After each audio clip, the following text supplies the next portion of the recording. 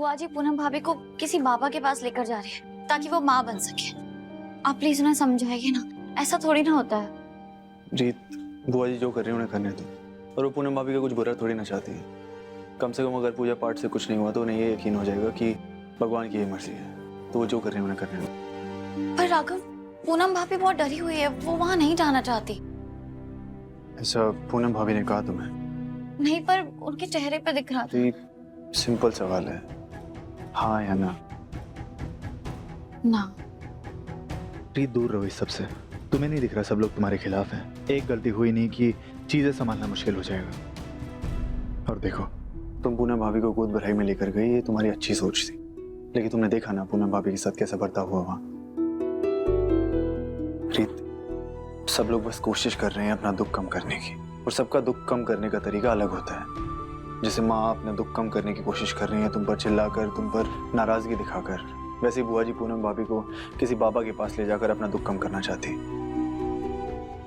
मेरे ख्याल से जिसको जो करना है वो करने दो, वक्त के साथ सब सही हो जाएगा।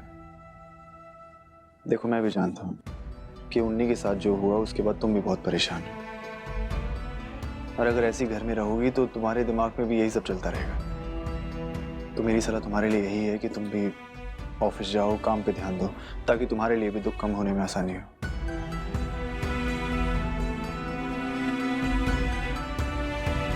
प्लीज अपना ध्यान रखो, मैं तुम्हें कॉल करूंगा।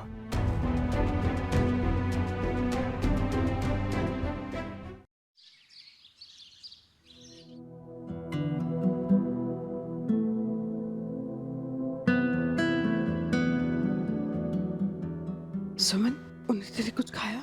हाँ भाभी, थोड़ा सा। शुक्र है माता रानी, कुछ तो खाया। मैं देख।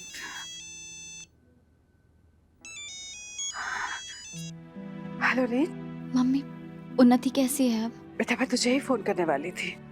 बेटा, उन्नति ने थोड़ा बहुत खाना खा लिया है, और मुझे लग रहा है वो धीरे धीरे खुद को संभाल पाएगी। शायद उसे पता होगा ना कि नीता आंटी और राघव उससे मिलने आ रहे हैं। हाँ,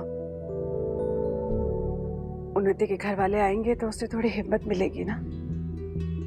लेकिन तेरे घर वाले तो तेरे पास है ही नहीं ना तुझे हिम्मत देने के लिए। तो अकेली है ना माँ, मुझसे दूर, हम सबसे दूर। मैं इसी के काबिल हूँ मम्मी। ये दोबारा ऐसी बात कभी मत करना तू। नहीं मम्मी, इसमें मेरी ही तो गलती है। मुझे उन्नति को रोकना चाहिए था फुकड़ी खेलने से। मुझे समझना चाहिए था कि इसका नतीजा क्या हो सकता है। अगर मैं थोड़ी समझदारी दिखाती तो ये सब रोका जा सकता था। जी बेटा, ये जो कुछ भी हुआ वो गलती से हुआ है।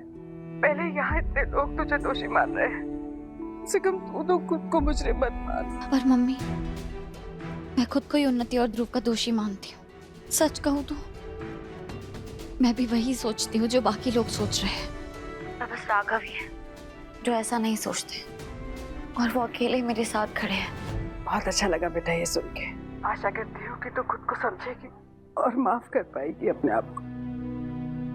ताई जी, वो लोग आ गए हैं। अब रीत बेटा, बेटा राघव और नीता जी आ गए हैं, मैं तुझसे बाद में बात करती हूँ। हाँ ओके, चल बेटा।